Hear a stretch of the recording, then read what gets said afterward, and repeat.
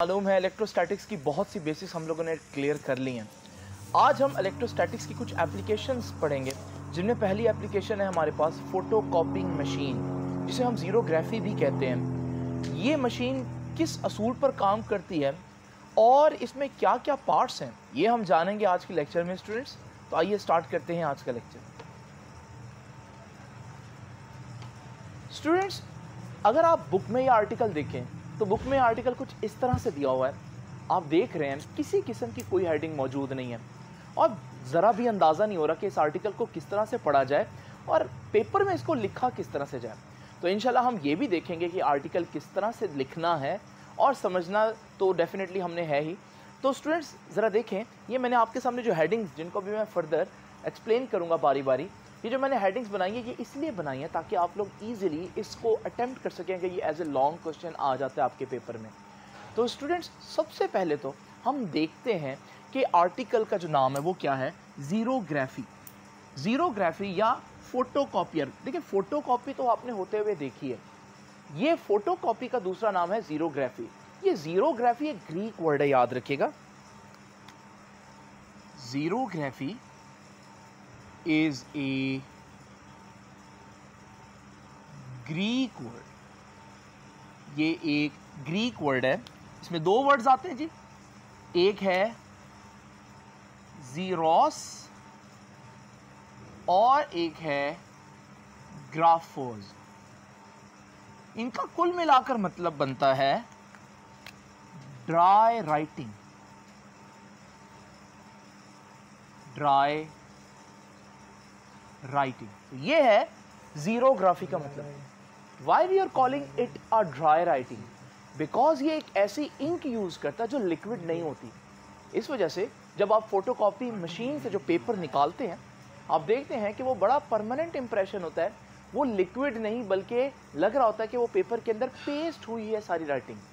इसका मतलब याद रखिएगा, आमतौर पर जितने भी इंक्स वगैरह है जो हमारे पेन में भी डलती है डिफरेंट जगहों पर, वो हमारे पास लिक्विड है, लेकिन ये हमारे पास एक ड्राई राइटिंग टेक्निक है।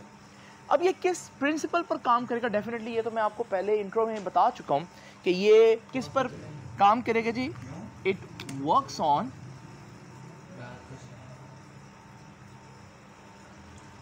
On principle of electrostatics. अब इलेक्ट्रोस्टैटिक्स के क्या प्रिंसिपल थे? सिंपल अगर मुझे बात करूं तो आपको मालूम है कि इलेक्ट्रोस्टैटिक्स में हम लोगों ने क्या पढ़ा कि पॉजिटिव चार्ज रिपेल करता है, नेगेटिव चार्ज रिपेल करता है, यानी कि लाइक चार्जेस रिपेल करते हैं और अनलाइक चार्जेस अट्रैक्ट भी करते हैं, यानी पॉजिटिव नेगेटिव को अट्रैक्ट करेगा। इन्हीं असूलों को हम इस्तेमाल करेंगे आज के इस पूरे प्रोसेस में। तो आप लोगों ने देखा कि थोड़ा सा इंट्रोडक्शन दिया कि ज़ीरोग्राफी क्या है, ये एक फोटो कॉपिंग टेक्निक है और इसका मतलब बता दिया, और फिर ये किस प्रिंसिपल पर काम करती है वो भी मैंने आपको बता दिया। अब हम डिस्कस करेंगे ज़ीरोग्राफी के यानी कि फोटोकॉपियर की मशीन के अंदर क्या मेजर कंपोनेंट्स हैं। इनमें से ज़्यादातर कंपोनेंट्स बुक ने डिस्कस किए हैं, एक आध ऐसा है जो बुक ने डिस्कस नहीं किया, लेकिन आपको मालूम होना चाहिए, इसलिए मैं उसको भी बीच में इंक्लूड कर रहा हूँ। जब उसकी बारी आएगी तो मैं आपको बताऊँगा वो कौन सा कॉम्पोनेंट है। स्टूडेंट्स, अगर आप लोगों ने कभी फ़ोटोकॉपी करवाई हो तो आप लोगों ने देखा होगा कि फ़ोटोकॉपी मशीन कुछ इस तरह से दिखती है। और ये भी आप लोग जानते हैं कि जिस पेपर को आपने फोटोकॉपी करना होता है उस पेपर को आप इस मशीन के बिल्कुल टॉप पर रखते हैं उल्टा करके। लेकिन स्टूडेंट्स, आप लोगों ने एक और बात भी नोट की होगी और वो बात ये है कि जब फोटोकॉपी आप करवाते हैं तो आपने देखा होगा कि फोटोकॉपी के दौरान आपको एक रोशनी नज़र आती है बड़ी ही चमकती हुई अंदर। यानी कि इसका मतलब फोटोकॉपी मशीन के अंदर पेपर को जो हमने पेज रखा है उल्टा, उसको इल्यूमिनेट करने के लिए, उसको चमकाने के लिए, उस पर रोशनी डालने के लिए अंदर कोई लैंप वगैरह या कोई ऐसा इल्यूमिनेटिंग सिस्टम है ग्लो करने के लिए। तो यही पहला कंपोनेंट है फोटोकॉपी मशीन का कि हमारे पास लैंप होगा और फिर कुछ लेंसेज भी होंगे।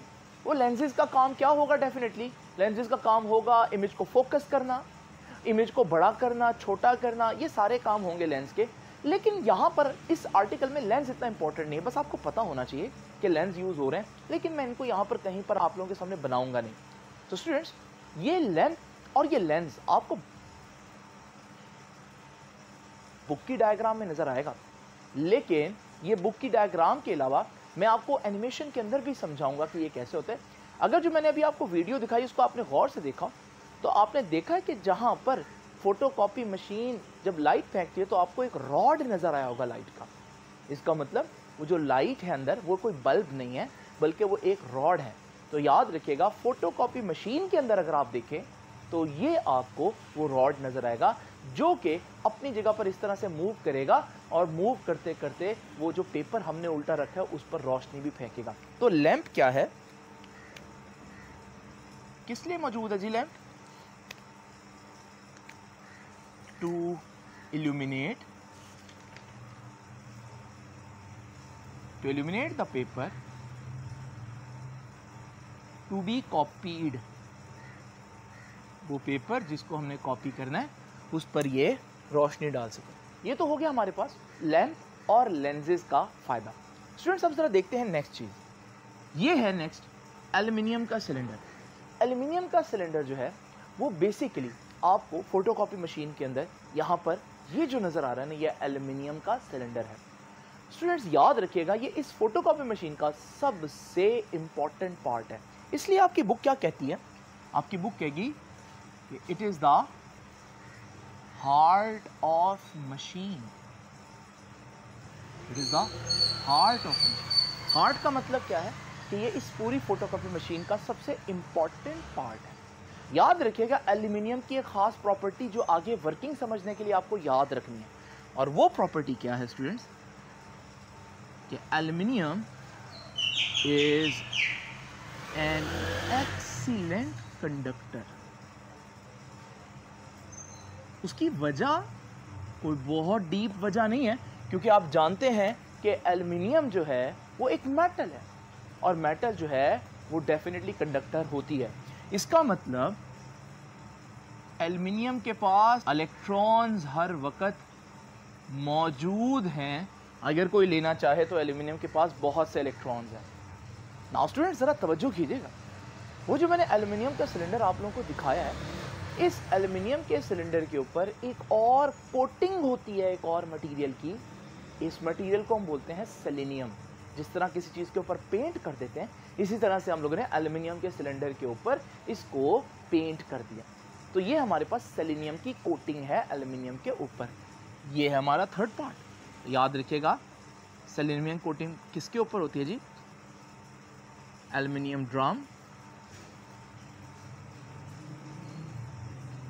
Aluminium drum is coated with selenium. तो सेलेनियम की एक लेयर जो है वो एल्युमिनियम ड्रम के ऊपर होती है।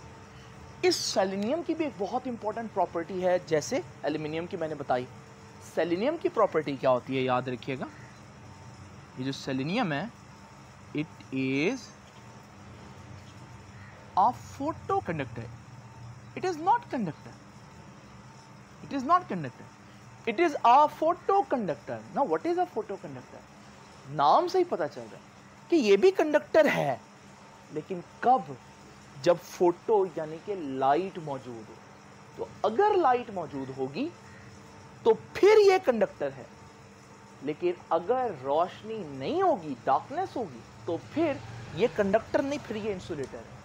तो यहां से हम लोगों ने देखा कि फोटो कंडक्टर का मतलब समझ लें कि फोटो कंडक्टर बेसिकली क्या है, कि इट इज कंडक्टर।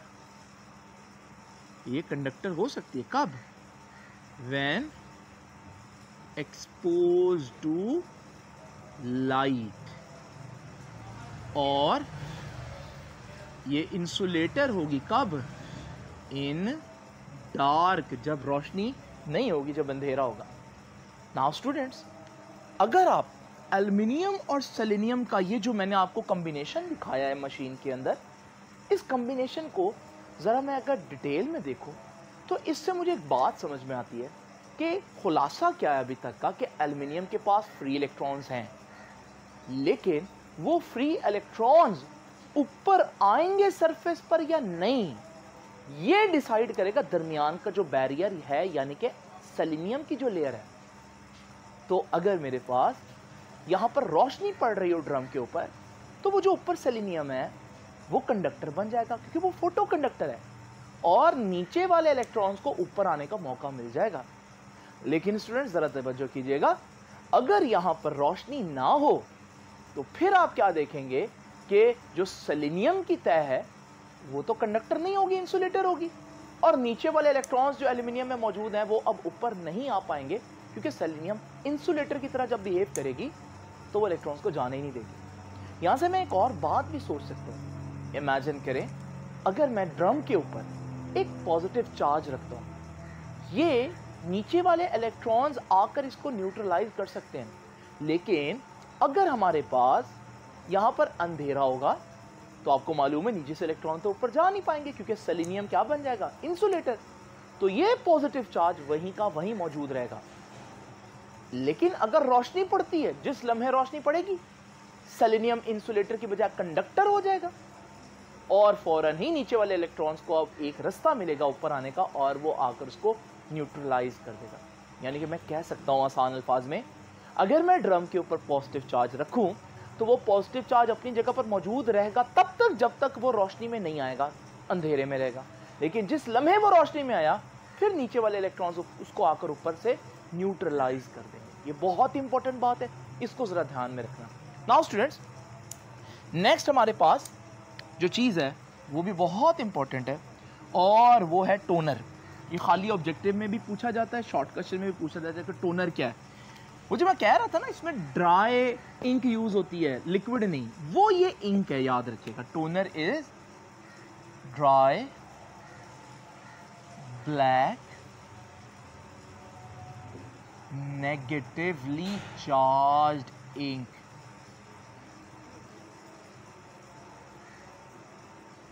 पाउडर कह देता हूं क्योंकि ये पाउडर की फॉर्म में होती है, ठीक है जी। तो टोनर हमारा जो है वो बेसिकली इसमें एक इंक के तौर पर डाली गई है, और ये जो टोनर है इसमें 3 बातें बहुत इंपॉर्टेंट मैंने लिखी हैं कि ये ड्राई होता है, वो तो हम लोगों ने पहले ही पढ़ लिया, ये ब्लैक कलर का होता है, और ये नेगेटिवली चार्ज होता है, इस पर नेगेटिव चार्ज होता है। ये टोनर कहाँ पाया जाता है, ज़रा तवज्जो कीजिएगा स्टूडेंट। ये जो हमारे पास मशीन के अंदर ड्रम है ना, इस ड्रम के साथ देखिए, ये जो हमारे पास छोटा सा सिलेंडर नज़र आ रहा है, एक्चुअली में ये हमारे पास टोनर है।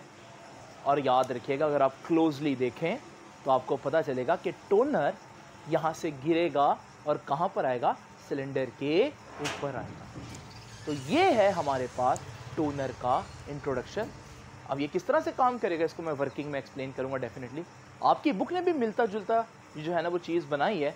अगर आप बुक की डायग्राम देखें तो बुक की डायग्राम में भी आपको सिलेंडर के साथ ये चीज़ देखें, ये टोनर नज़र आ रही है।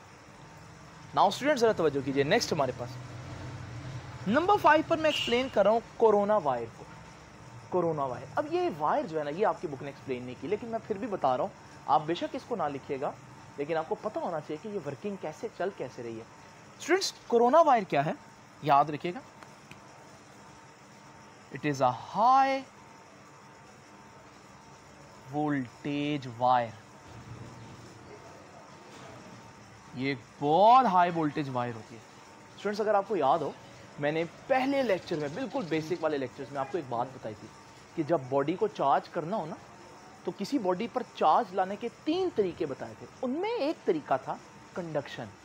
उसमें मैंने क्या बताया था कि मेरे पास एक न्यूट्रल बॉडी है और मैं इस न्यूट्रल बॉडी के साथ टच करूं एक ऐसी बॉडी जो खुद चार्ज है।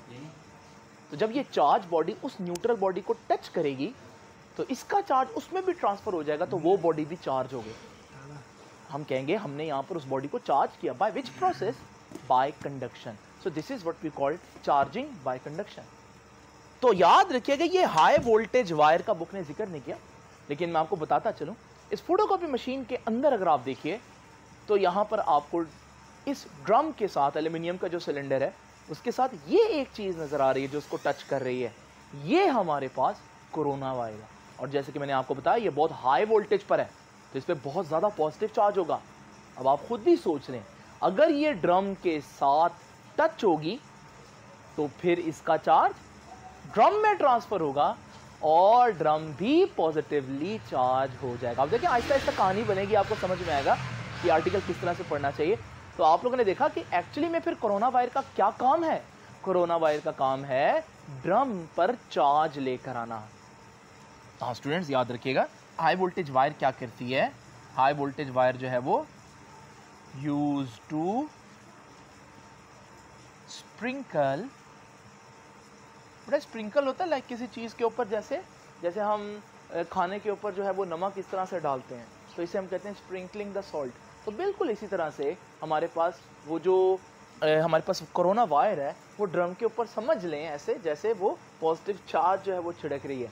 तो ये हमारे पास जो है ये क्या कहलाएगा कि यूज टू स्प्रिंकल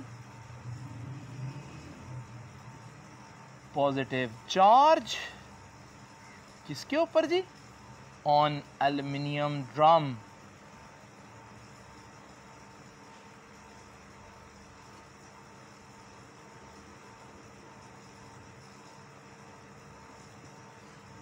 तो स्टूडेंट्स ये तो हो गया हमारे पास कोरोना वायर का थोड़ा सा इंट्रोडक्शन।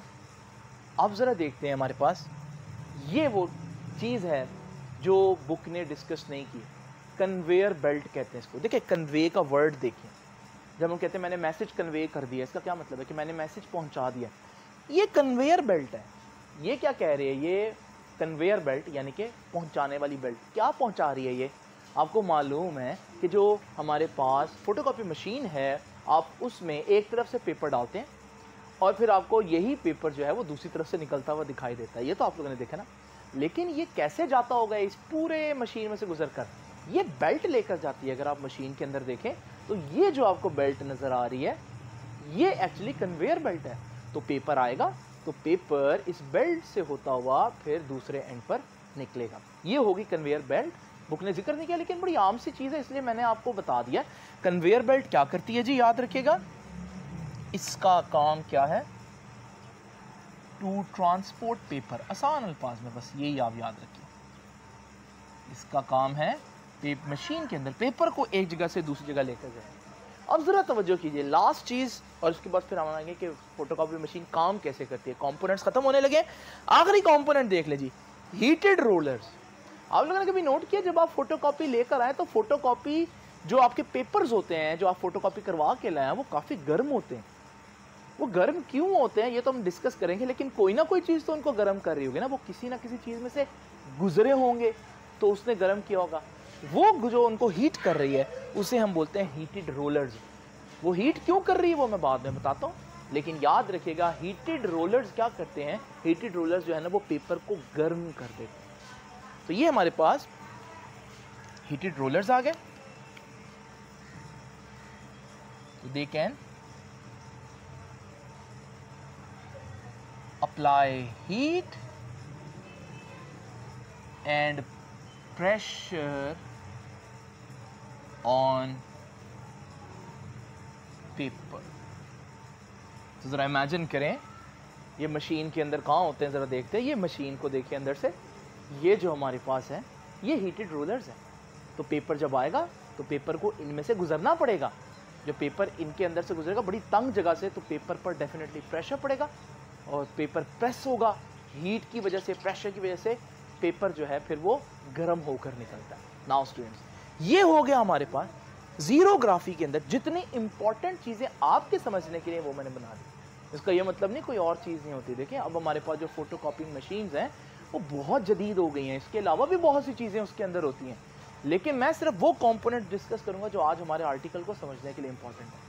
अब क्वेश्चन ये है कि अगर फोटोकॉपी मशीन एक पेपर को कॉपी कर रही है, फोटोकॉपी कर रही है, तो वो किस तरह से काम करती है, इन कंपोनेंट्स में से हर कंपोनेंट में से किस तरह से वो वर्किंग करता है ताकि हमारे पास पेपर जो है वो फोटोकॉपी हो, ये अब हम जानेंगे इस मशीन की वर्किंग में। तो आइए ज़रा देखते हैं ये मशीन कैसे काम करती है। स्टूडेंट्स अब हम पढ़ेंगे फोटोकॉपी मशीन किस तरह से काम करती है। बहुत आसान है, ये कोई इतना मसला नहीं है, सिर्फ आप लोगों ने ध्यान से सुनना है। ज़रा हम हाइपोथेटिकली हम फ़र्ज़ करते हैं कि मेरे पास ये पेपर जो है ना, इस पर ये जो लिखा हुआ है इसको मैंने कॉपी करना है। आप देख रहे हैं एक बड़ा सा एच लिखा है। मैंने एच क्यों लिया, क्योंकि मेरा नाम हसान है, एच से स्टार्ट होता है, तो मैं उसी को ही लेकर चलता हूँ। अब ज़रा इमेजिन करें, सबसे पहले आपने क्या करना है, जिस पेज को आप लोगों ने फ़ोटोकॉपी करना है, यानी कि ये वाला पेज, इसको आपने मशीन के ऊपर उल्टा रख देना। तो आपने फोटोकॉपी मशीन के ऊपर इस पेपर को अपसाइड डाउन रख दिया। तो ये सबसे पहला काम है जो आप लोगों को करना है कि प्लेस द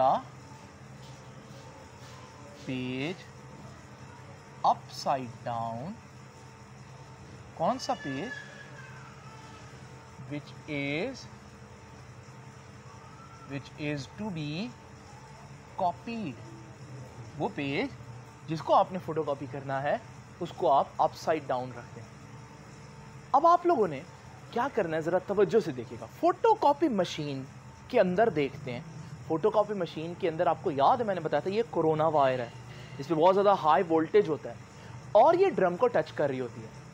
जैसे ही ये ड्रम को टच कर रही होगी तो जब ड्रम इसके साथ कांटेक्ट में होगा तो वो पॉजिटिव चार्ज ड्रम के ऊपर आ जाएगा। तो आप लोगों ने देखा कि ड्रम पर पॉजिटिव चार्ज आ गया कोरोना वायर के जरिए। बुक ने डिस्कस नहीं हुआ कोरोना वायर, तो हम बस यही कह देते हैं कि ड्रम जो है एल्यूमिनियम का ड्रम है उस पर पॉजिटिव चार्ज जो है वो स्प्रिंकल कर दिया गया। ठीक है जी। तो ये हमारे पास नेक्स्ट हो गया कि हमारे पास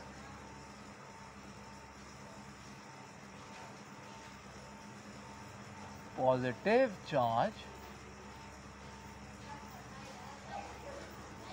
is sprinkled over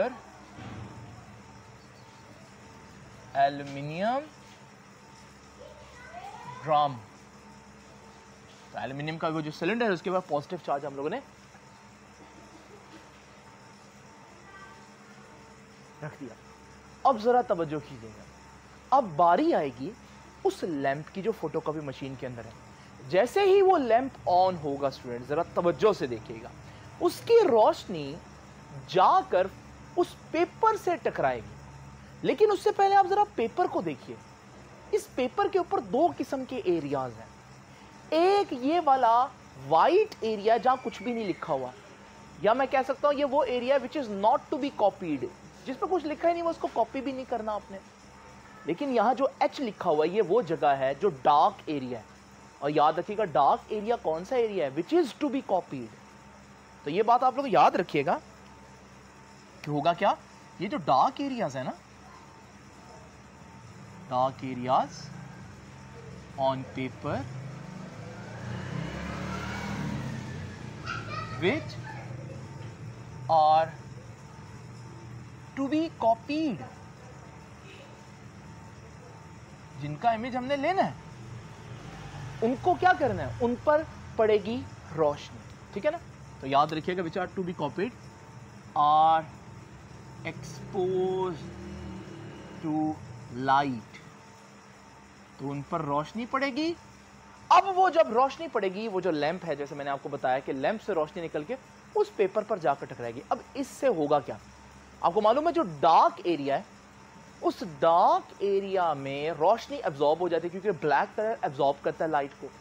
जब ये लाइट एब्जॉर्ब हो जाएगी तो आप देखेंगे जो वाइट जगह है वहां से लाइट टकरा कर ड्रम के ऊपर पड़ेगी, और जो ब्लैक जगह है वहां से लाइट वापस रिफ्लेक्ट नहीं होगी, एब्जॉर्ब हो जाएगी, तो उसका शैडो आएगा, यानी कि वहां तो लाइट नहीं आई।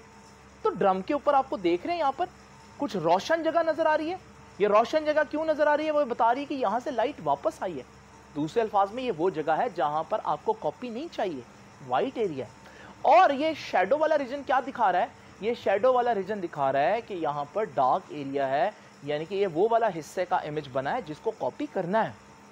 नाउ जरा स्टूडेंट्स इमेजिन करें, मैंने आपको पहले क्या बताया था, ये जो रोशन जगह है जिसको मैं हाईलाइट कर रहा हूं, इस जगह पर आपको मालूम है क्योंकि रोशनी पड़ रही है तो सेलेनियम फोटो कंडक्टर था, तो सेलेनियम जो है वो नीचे से आने वाले इलेक्ट्रॉन्स को अलाउ करेगा, क्योंकि रोशनी में वो कंडक्टर बन जाता है, तो वो नीचे वाले इलेक्ट्रॉन्स आकर इन पॉजिटिव चार्जेस को न्यूट्रलाइज कर देंगे, और आपके पास वो जो रोशनी वाली जगह है वो तो हो गई neutral.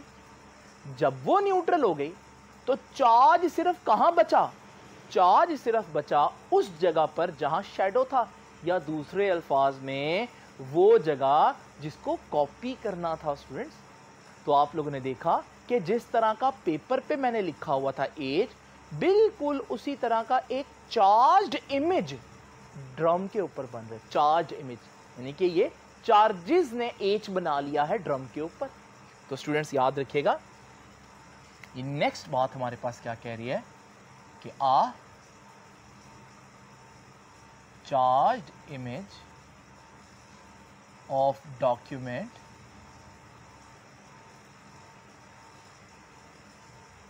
Will produce on drum,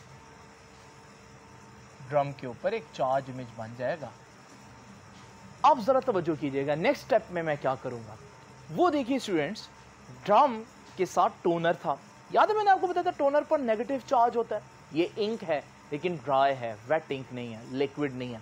now students होगा क्या, ड्रम के ऊपर कुछ जगह ऐसी है जहां पॉजिटिव चार्ज है, ऊपर से टोनर जब गिरेगा वो नेगेटिव चार्ज है तो वो उन जगहों पर चिपक जाएगा जहां पॉजिटिव चार्ज है।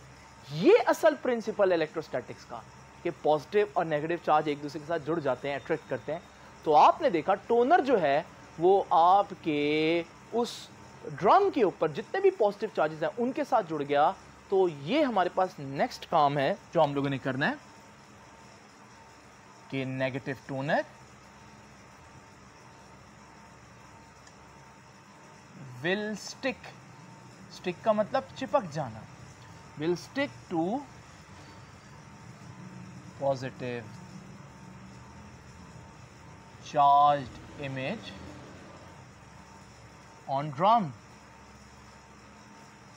अब हम क्या करेंगे स्टूडेंट्स, अब हम डालेंगे पेपर मशीन के अंदर। यहां पर मैं अब दिखाऊंगा नहीं आप लोगों को, लेकिन याद रखिएगा एक और कोरोना की वायर होगी जिसमें हाई वोल्टेज होगा और वो पेपर को टच कर रही होगी। याद रखिएगा इस पेपर के ऊपर भी पॉजिटिव चार्ज आएगा, लेकिन मेरी बात ध्यान से सुनिएगा, ये जो पेपर का पॉजिटिव चार्ज है ये ड्रम के पॉजिटिव चार्ज से बड़ा होगा, स्ट्रांग होगा।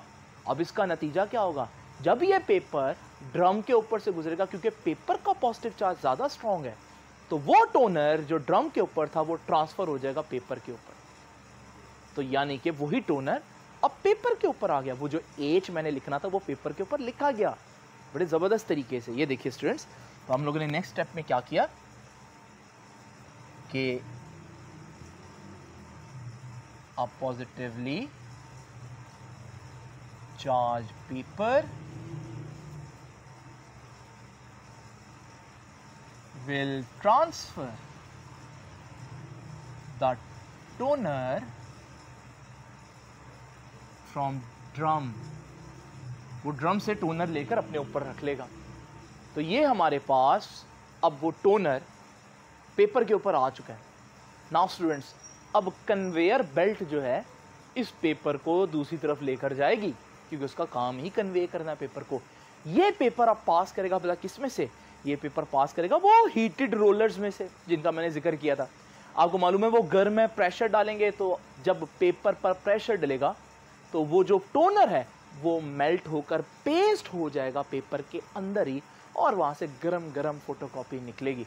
और अगर आप उस पर हाथ फेरेंगे तो इंक नहीं फैलेगी, क्योंकि इंक पेपर के अंदर जो है वो पेस्ट हो चुकी है। तो याद रखिएगा लास्ट स्टेप में आप लोगों के जो वो हीटेड रोलर्स हैं, heated rollers will melt the toner into paper। तो ये हमारे पास है फोटोकॉपी का प्रोसेस। देखिए अगर हम इसको सही तरीके से पढ़ें तो कितना आसान है और बहुत ज़्यादा आपको इंटरेस्टिंग भी लगेगा। ये है स्टूडेंट्स हमारा आज का लेक्चर। आई होप इलेक्ट्रोस्टैटिक्स की पहली एप्लीकेशन आप लोगों को समझ में आई होगी। अब आपसे इंशाल्लाह मुलाकात होगी।